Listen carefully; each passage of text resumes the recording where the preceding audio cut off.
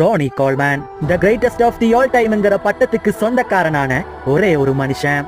இந்த உலகம் பார்த்ததிலேயே one of the best body builder. 8 முறை தொடர்ச்சியாக மிஸ்டர் ஒலிம்பியா போன்ற பல சாதனைகள். தன்னுடைய கடினமான இந்த உழைப்புக்கு பின்னாடி பல முயற்சிகளும் பல சாதனைகளும் இருக்கு.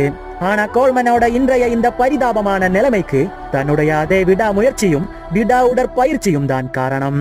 1996ஆம் ஆண்டு மிஸ்டர் ஒலிம்பியாவுக்காக தயாராகி கொண்டிருக்கும் போதுதான் கோல்மனோட வாழ்க்கையே தலைகீழா மாறுது.